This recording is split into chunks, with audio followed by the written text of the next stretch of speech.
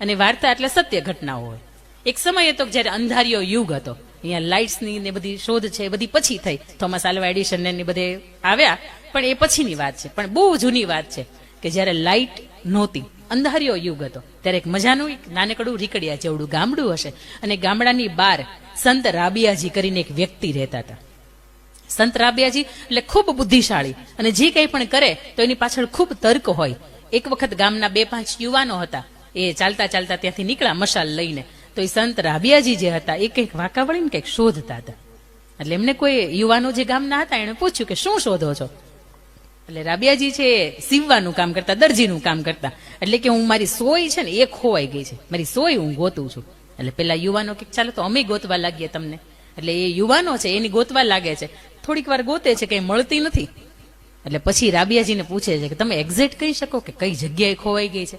એટલે કે સોય તો મારી ઝૂંપડીની અંદર ખોવાઈ ગઈ છે. એટલે પેલા યુવાનો એવું કીધું તો તમે મૂર્ખ કહેવાઓ, તમારી ઝૂંપડીની અંદર ખોવાઈ ગઈ છે ને તમે અહીંયા ગોતો છો? એટલે ત્યારે રાબિયાજી એવું કહે છે કે હું મૂર્ખ નહીં, કદાચ મારી સાથે આ સમાજ, આખો રાષ્ટ્ર, આખી દુનિયા મૂર્ખ હશે. તો કે કેમ?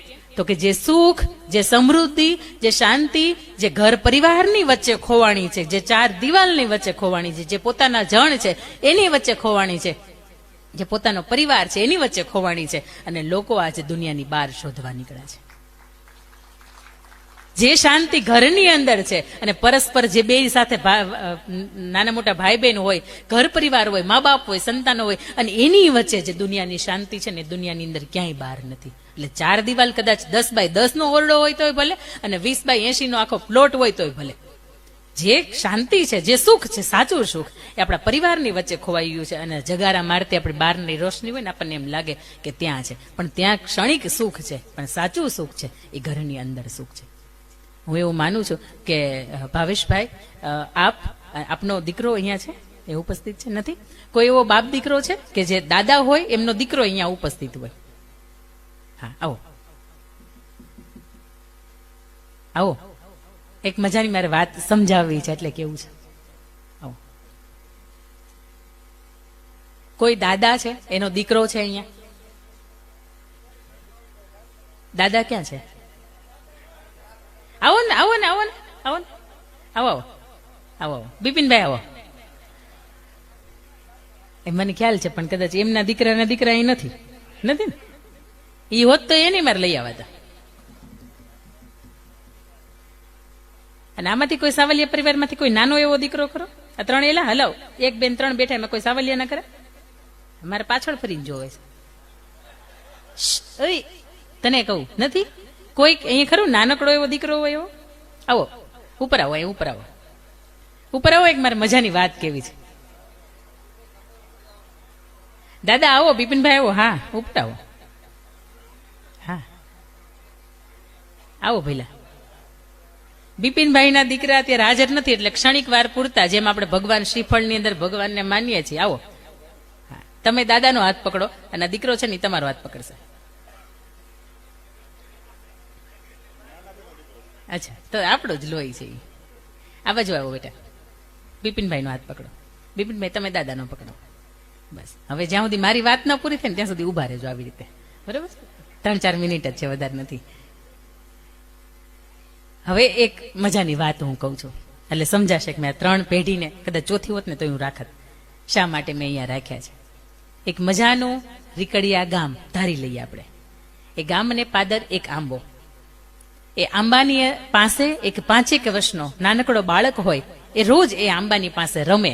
એને ભૂખ લાગે તો આંબાની કેરી હોય તોડીને ખાય, એને ઊંઘ આવે તો આંબાનો જે છાંયો હોય ત્યાં સૂઈ જાય, અને વધીએ ખાઈ લીધા પછી થોડી કહટામણ થાય તો એ આંબાના ઉપર જે શાખાઓ હોય ને ત્યાં રમે.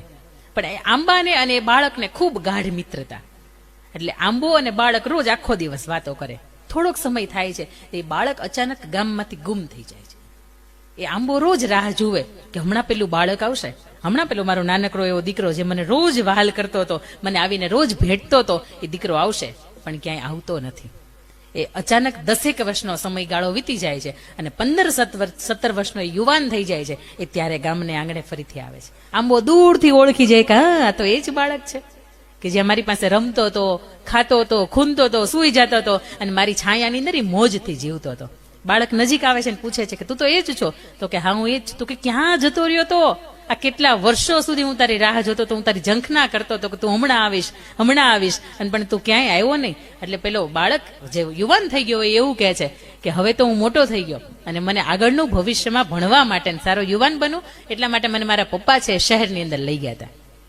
અને હવે તો કે હવે કેમ આવ્યો છો? તો કે હવે મને ચિંતા છે, મારા પપ્પા એક્સપાયર થઈ ગયા, મારા મમ્મીની સાથે હું રહું છું.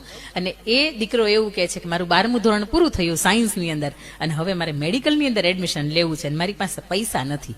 મૂંઝવાણો છું, અંદરથી મૂંઝાવું છું, એટલા માટે અહીંયા આવ્યો છું. આજ સુધીમાં જ્યારે હું મૂંઝાતો ને તમારી પાસે આવતો ને તો એ પ્રોબ્લેમનું સોલ્યુશન મને મળી જતું.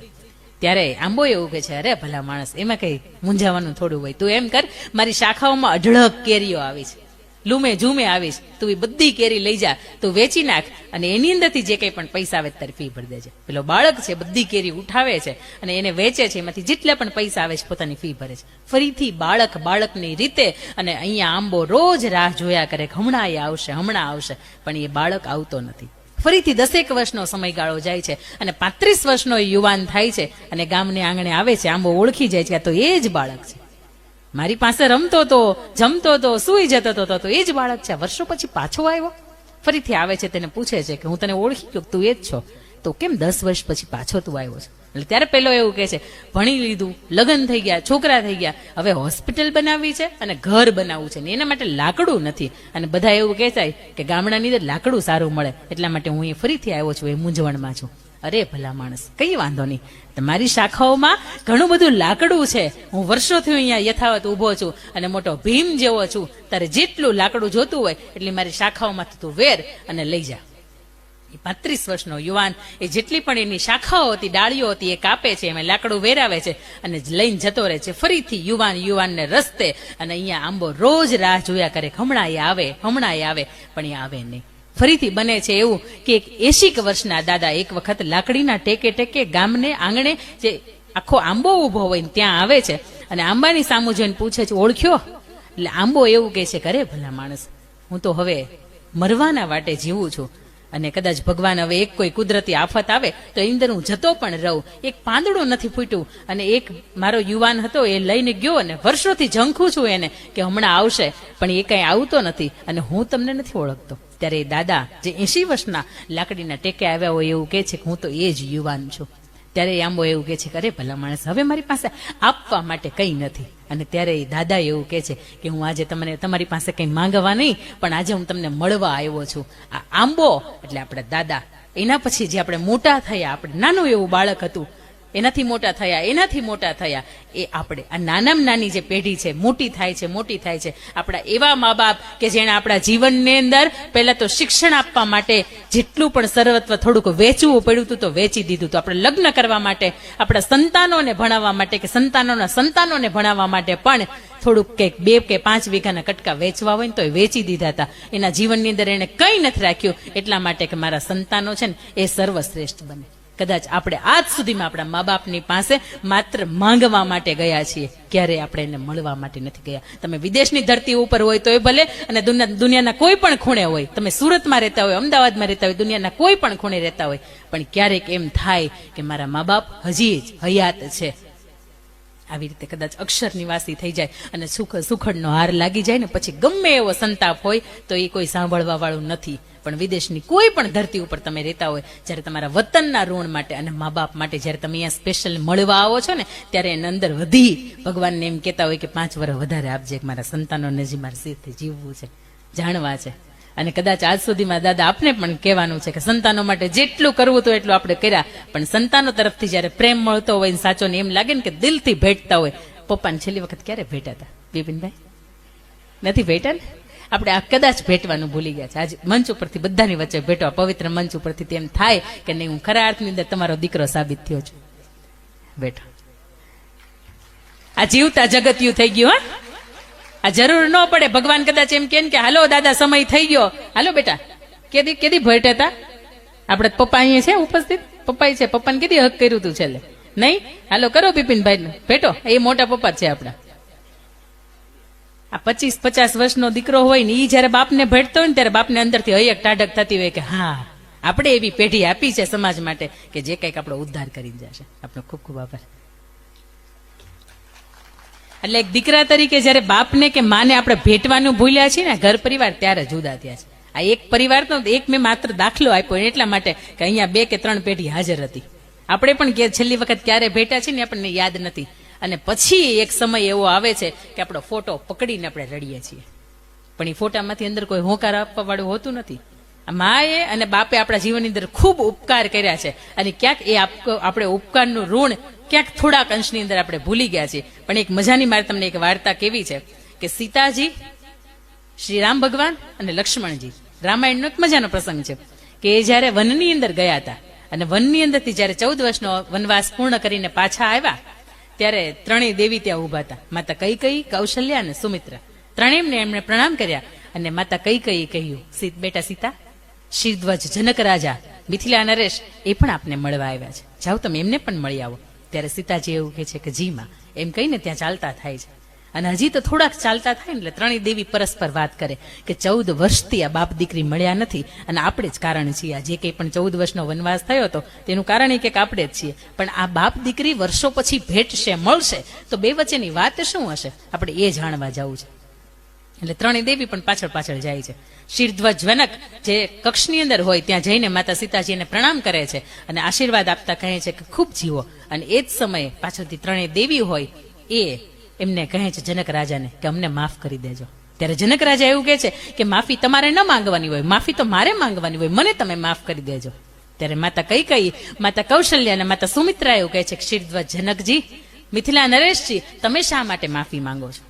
ત્યારે જનક રાજા એવું કહે છે કે મારી સીતાના, ઉર્મિલાના, માંડવીના અને શ્રુતકીર્તિના જ્યારે મેં લગ્ન કર્યા અને ત્યારે દુનિયાની જેટલી પણ શ્રેષ્ઠ વસ્તુઓ હતી એ દરેક વસ્તુઓ મેં કરિયાવરની અંદર આપી હતી, પણ એ કરિયાવરની અંદર આપવામાં કદાચ હું 2 જોડી વલકલ નતો આપી શક્યો. જે સીતાજી કેસરી કલરના પહેરીને વનની અંદર ગયા હતા એ જો વલકલ પણ મેં મારા તરફથી આપ્યા હોત તો એ પણ કરિયાવરા હોત તો એને સાસરિયાના પહેરીને ન જવા પડત. આવી સીતા હોય ને એને ત્યાં બાપ જનક હોય. અને આ વાત સાબિત કરે છે કે દીકરીના જીવનની અંદર સંકટો આવે, આપણા દીકરાના જીવનની અંદર એ સંકટો આવે, પણ આ સંકટની સાથે તમે નથી રહેતા અને એના જીવનની અંદર જે કંઈ પણ સંકટો આવે છે અને એ સંકટની સાથે એને જીવતા તમે શીખવાડો છો ને ત્યારે એક મા બાપ તરીકે તમે ખરા અર્થની અંદર